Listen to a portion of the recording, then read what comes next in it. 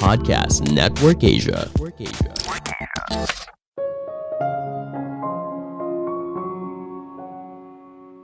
Bagaimana caranya lebih bahagia? Sederhananya, kamu harus merasa punya kendali atas hidupmu. Kamu menentukan hidupmu mau seperti apa. Ketika kamu merasa tidak berdaya atau pasrah, maka kamu akan semakin tidak bahagia. Halo semuanya, nama saya Michael. Selamat datang di podcast saya, Sikutu Buku. Kali ini saya akan bahas buku 59 Seconds karya Richard Wiseman.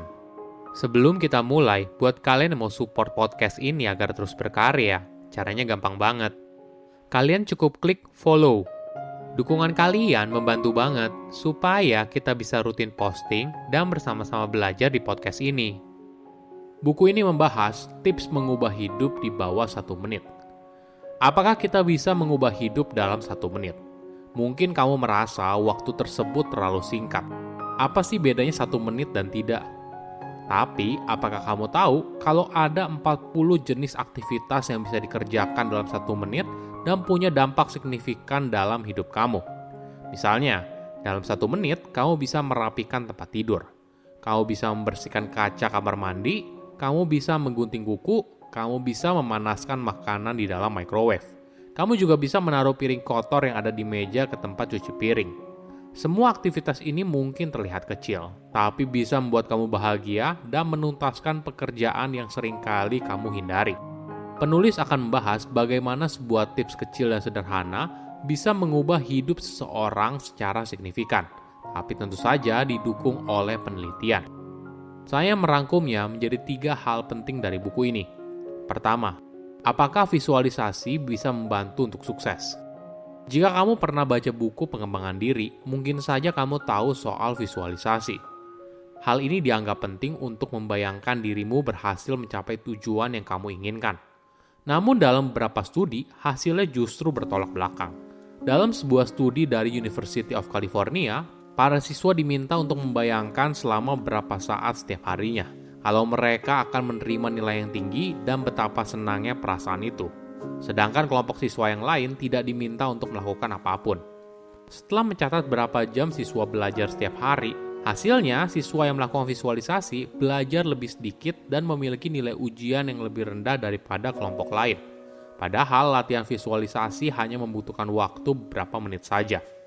Para peneliti berasumsi kalau seorang yang sering berfantasi soal hidup yang hebat seringkali tidak siap apabila mengalami kemunduran, sehingga mereka kurang keberanian untuk mencapai tujuan yang diinginkan. Jadi, apa yang sebenarnya efektif untuk membuat perubahan? Susun rencana. Penulis pernah melakukan penelitian yang mengamati 5.000 responden dengan berbagai tujuan yang berbeda, mulai dari turun berat badan hingga berhenti merokok. Mereka yang berhasil adalah mereka yang punya rencana. Tipsnya adalah memecah tujuan yang besar menjadi tujuan yang lebih kecil, lalu menuliskan langkah-langkahnya. Cara ini akan buat tujuan yang besar jadi terlihat mudah dicapai.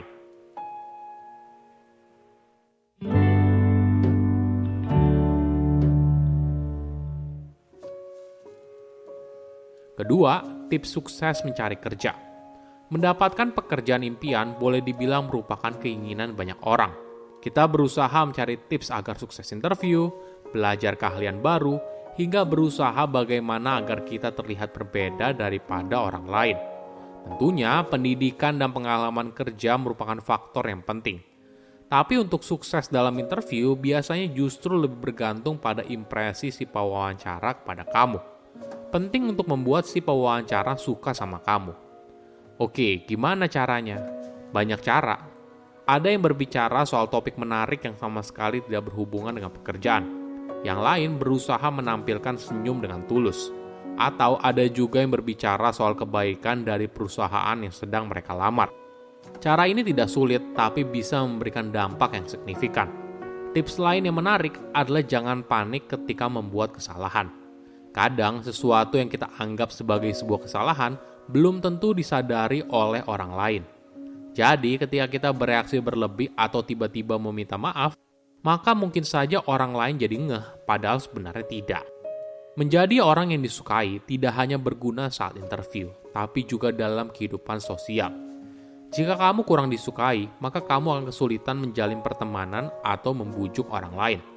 Anehnya, orang yang kompeten sebenarnya tampak lebih menarik dan menyenangkan saat mereka membuat kesalahan daripada saat mereka mencoba untuk menjadi sempurna.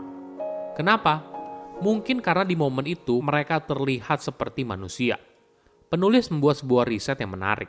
Para responden diminta untuk menonton pertunjukan dari 2 aktris saat mendemonstrasikan sebuah blender.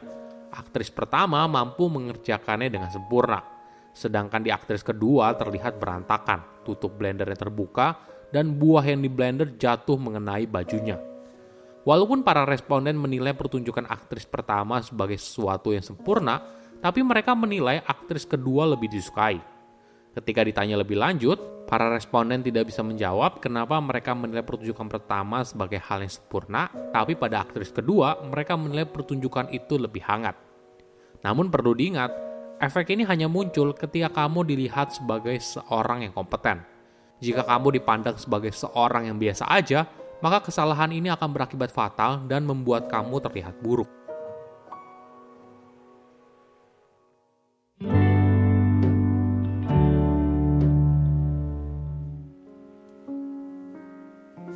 Ketiga, kerja sendirian atau kelompok.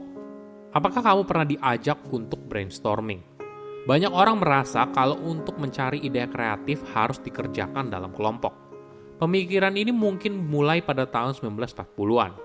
Saat itu Alex Osborne, seorang eksekutif periklanan, mengklaim kalau bekerja dalam kelompok bisa menghasilkan ide 2 kali lebih banyak.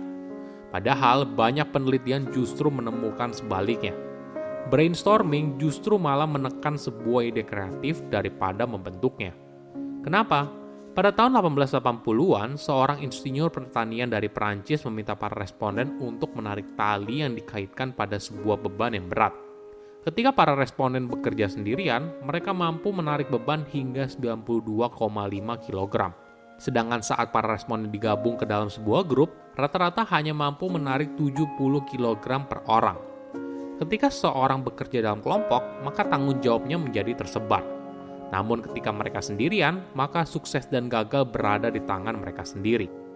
Riset lain dari University of Kent di Canterbury juga mengkonfirmasi hal ini. Responden yang bekerja secara independen mampu menghasilkan kualitas ide yang lebih baik dan kuantitas ide yang lebih banyak dibandingkan dengan mereka yang bekerja di dalam kelompok. Oke, tapi apakah ada cara untuk membuat seorang menjadi lebih kreatif dan inovatif? Mungkin jawabannya ada di pikiran bawah sadar. Salvador Dali yang merupakan salah satu pelukis terpenting di Spanyol punya kebiasaan yang unik. Untuk menemukan sebuah ide lukisan yang baru, Dali akan berbaring di sofa dengan memegang sebuah sendok di tangannya. Ketika dirinya hampir terlelap, sendok akan jatuh ke lantai dan suara itu pasti akan mengagetkannya. Nah, Dali langsung mulai membuat sketsa ketika dirinya masih berada di dalam pikiran bawah sadar. Psikolog dari University of Amsterdam menemukan orang akan lebih kreatif ketika pikiran sadarnya terdistraksi. Sehingga di momen itu memberikan ruang bagi pikiran bawah sadar untuk menciptakan sebuah ide yang kreatif. Lain kali saat kamu ingin memecahkan sebuah masalah, alihkan perhatian kamu kepada sebuah puzzle atau sesuatu yang akan mengalihkan kamu dari sesuatu yang saat ini kamu kerjakan. Nah, di momen itu, pikiran bawah sadarmu masih tetap bekerja untuk mencari solusi di belakang layar.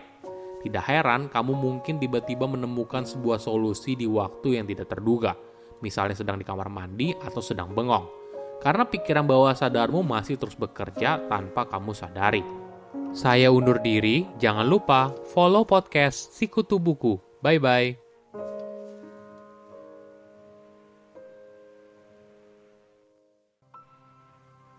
Pandangan dan opini yang disampaikan oleh kreator podcast, host, dan tamu tidak mencerminkan kebijakan resmi dan bagian dari podcast Network Asia. Setiap konten yang disampaikan mereka di dalam podcast adalah opini mereka sendiri dan tidak bermaksud untuk merugikan agama, grup etnik, perkumpulan, organisasi, perusahaan, perorangan, atau siapapun dan apapun.